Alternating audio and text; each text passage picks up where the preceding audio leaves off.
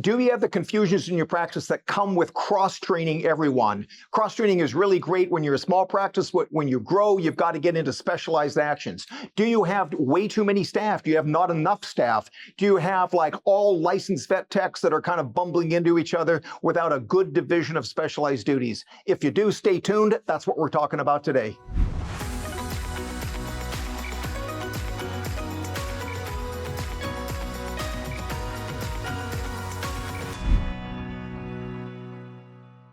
Hey everybody, Dr. Joel Parker here with the Standing Ovation Practice. Spent 17 years in private practice myself. I've spent the last 20 years coaching and consulting and training thousands of private practice owners just like yourselves, and a good bunch of new practice owners that you're either looking at buying in or you're freshly bought into practice. This video is for you. Today we're talking about, as part of the Diagnosis, Repair, and Tune-Up series, we're talking about division of specialized activities. If you backtrack after this video, you can look at the organization video and the flow video, but what we're basically talking about here is that in your practice, you've got your front end and you've got your back end, okay? And you've got the administration that glues it all together. All three are super important. If you're looking at a little flow diagram here, here's the CSR. The CSR picks up the phone here, and this is the patient that comes in, and this is a highly specialized activity that gets the patient into the exam room. So the DVM over here and the LVT can lay hands on the patient, check the signalment, the reason they came in, recheck the history, do the physical exam, come up with a TDX, the tentative diagnosis, and importantly, conclude that specialized activity over here with the patient care plan, the all-important patient care plan, which then directs the rest of your team on what they need to be doing. It directs the creation of the estimate, and then on down we go. So your front end is really those people that are on the phones. Those are your CSRs that are outflowing at the practice. They're calling, they're reactivating clients, they're fielding questions of clients coming in, they're booking the appointments. A lot of the treasury functions are done up there. They take the invoice and they collect the payment for it. All that stuff's done on the front end. The back end is your technical divisions, which is like your veterinarians and licensed vet techs, the vet assistants, the kennel kids, and so forth. So another area of highly specialized activity. Guys, this is not unlike a hockey team that's got your goalie and your defense and your forwards, okay? Okay, they all have different functions, but they work together as a team. It's not to say that sometimes the back end people don't go up to the front and the front goes to the back. For example, a front end person could admit a patient, walk to the back, put that patient in a kennel, and mark them in the day chart. But then they're going to finish that action and head right back up front again. They don't stay back there. Alternatively, you could have a technician from the back that goes and answers the phone up front if the CSR is too busy, but then after that, they're going back down into the back end of the practice here and doing what they need to do. Then we've got the administration. This is the bookkeepers, all those kind of things that go on in the background that glue together the operation to make sure that the T's are crossed, the I's are dotted, the medical records are complete, that the clients actually pay what the invoice is, and that they collect all the money. Okay, that's the administration. That's a lot of this treasury function specialized activity that's kind of right there. Okay, so you can also have specialists that are outside your practice. This could be surgeons that perhaps work independently. If your practice is like my practice, I would book the surgeon to come in. We would get all the perioperative care, such as the anesthesia, the pre and post-op radiographs, and so forth.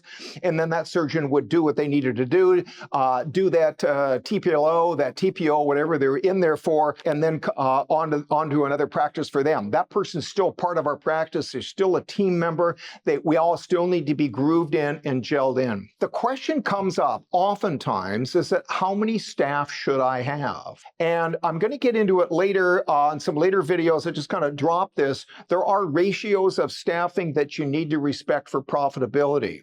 But one of the biggest things that I see in a lot of them, interesting enough, are kind of semi-top-notch practices. Their medicine is excellent, but they're not super profitable. And what they're doing is in the back, for example, they'll have like 6 licensed veterinary technicians. And those are expensive. A good licensed veterinary technician will command anywhere from $20 to $30 an hour. I'm a believer in paying somebody really well if they do a job well and I don't have to do it. For example, a licensed vet tech that can flick a catheter in a dehydrated cat from 10 yards, if you know what I mean, that technician is worth $30 an hour because I don't have to do it. A technician that can do a cystocentesis and hit the bladder every time is worth $30 an hour. A technician, a licensed vet tech that can take beautiful x-rays, almost even better than me, that are clear and I see what I need to see, is worth $30 an hour. A technician, although they may be licensed, but can't hit a vein to put a catheter in or pull blood, is not worth as much as the one that can. So what I developed here was something called the training triangle to help you sort out how many people you should have in your practice. Now, if you look at the triangle here, I've got different classes of technicians, or you could have different classes of CSRs, but let's just kind of talk about this for now. This here is where we've got the class 4 up here. This here would be your head tech. Okay, they've been with you for a few years. They can do everything in the practice, and they're a class 4. They're most likely a licensed vet tech because they've got to be able to do anesthesia. They've got to be able to do patient induction and all that kind of stuff. They'll do some of the major dentistries. And to save money, everybody, there's one of these people. You don't need 4 people. The reason for that is, the reason why you don't need 4 licensed vet techs is, like, let's say that you need to put a catheter in a patient. You need somebody to do the setup, fold the little paper towel, crack open the catheter, put your strips of tape, and then you need the person that goes then and restrains the patient, so that the vein can be shaved and the catheter placed by that technician. So you need 1 holder and 1 technical person. The holder is about a $12 an hour job. It's not a $30 an hour job, okay? The person putting the catheter in is that $20 to $30 job, okay? So the problem is, if you've got a whole bunch of people up here, here's a class 3 as well, that your payroll is going to be really out of whack. By the way, just a name drop, your payroll for your non-DVM staff should be no more than 22% of your gross income, kind of averaged out over a monthly basis. So where you see practices that are really highly skilled, all the vet techs are licensed heavy, you'll find their payroll is at 28, 30% for the non-DVM staff. In my hands, and for what I've seen in my practice, it creates confusions. You've got 2 techs. You've got to get some x-rays done. One says to the other, well, do you want to set up or should I do it? The other one says, oh, no, I did it. I did it yesterday. Why don't you do it today? There's all this, what's called Q&A, question and answer, this confusion that goes back and forth, rather than having your one senior tech that is sending orders down. Okay, now here's the class 3s, class 2s. Let's walk up them here. The class 1s, these are like the kennel kids.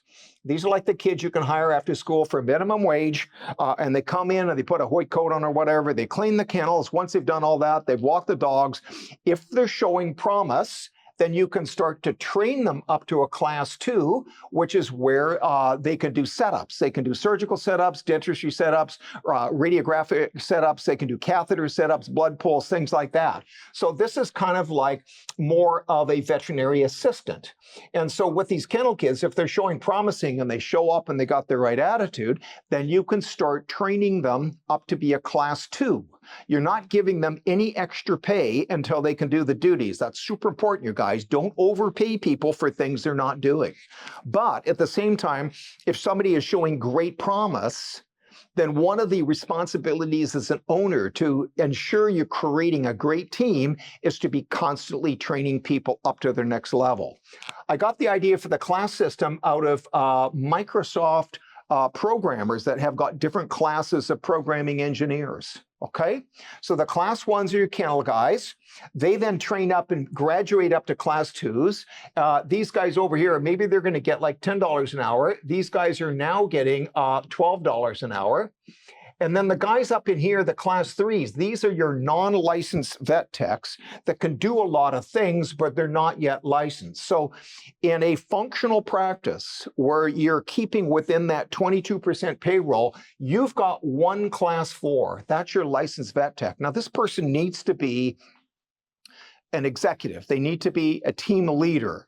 And the key on this here is that, can they effectively get people to get things done? Can they command a group of people down below them, all these sets of hands, all these junior technicians, can they organize and give orders to get that done? Like, for example, John, go get set up for x-rays with Molly Thompson. Nancy, go get set up for that blood poll for Teddy Miller, whatever. So that this person up here has to be able to give orders and expect them to be implemented. Super, super important. Sometimes what you run into, I've seen this, for example, in practices where you've got a tech here that's highly trained, but they're a little bit shy and they're quite ineffective in communicating orders to those below them. They feel that they're being mean on giving an order or whatever their considerations are. We need a person up here who's your class 1 that's making that $30 an hour. They need to be super, super uptone, super, super positive people person that really, in a real gamesy way, says, hey, John, get those x-rays set up. I'll be there in 2 minutes, right? There's no force. There's no, beating or anything like that. But they've got to be able to give orders down into here and, not lose sleep over it, okay? And if they can do that, you're starting to form a functional team that instead of having 4 class 4s, class 3s that are making $25 to $30 an hour, you've got one up here that's very effective, plus a whole bunch of $10 to $12 an hour hands down below you. Guys, you guys set that up. You're avoiding confusion, and you're also getting your payroll down into that 22% to where it'll go. We're going to talk more about that at future videos.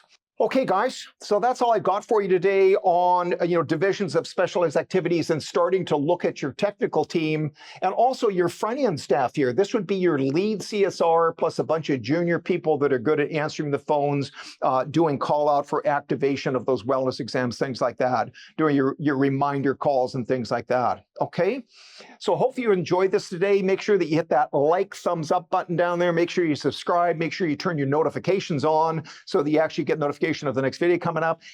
Always tell your friends, this is great content that I've seen used very effectively over in the last 20 years in creating not good practices, but great standing ovation practices. That's where we're going. Thanks for watching. See you next time.